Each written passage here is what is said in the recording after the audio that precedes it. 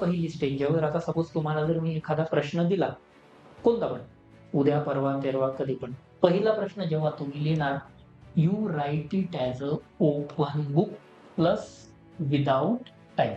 जर एक प्रश्न दिला तुम्हाला, India in my dreams, open book लिहा.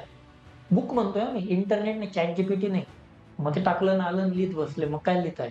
ओपन बुक म्हणतोय मी. रोज सोर्सेस ज्या काही नोट, रेफरन्स, बुक वगैरे हे करताय, हे सगळं कारण तुम्ही आधी केलंय, लेक्चर केलंय, रनिंग नोट काढल्या, नोट केली, न्यूजपेपर वाचले, रिव्हिजन केली, मग आता तुम्ही आन्सर लिहायला आले. दुपारी 1 वाजता, 1:30 वाजता जेव्हा काही सुरू केलं, तुम्ही ती ठराविक नोट हातात घेऊन बसा. म्हणजे ही नोट घ्या. कारण याच्यात तुम्ही सगळं ऑलरेडी ॲड केलेलं आहे. बरोबर? आणि वेळ न लावता ते आन्सर लिहा. तुम्हाला जसं वाटतंय तसं लिहा. कसं आहे? काय तुम्हाला वाटतंय अख्खा एक पॅराग्राफच लिहायचा आहे? तसा लिहा. तुम्हाला वाटतंय पॉइंट फॉर्मॅटमध्ये लिहायचंय? तसं लिहा. कसंही लिहा. मला काही प्रॉब्लेम नाही. पण ॲट मला कळू देत, की याची किंवा हिची स्टाईल कशी आहे, रायटिंग स्टाईल. आणि म्हणून मी सांगतोय, आपल्याकडे डेली आन्सर इव्हॅल्युएट करायला मी फॅकल्टीजला देतो.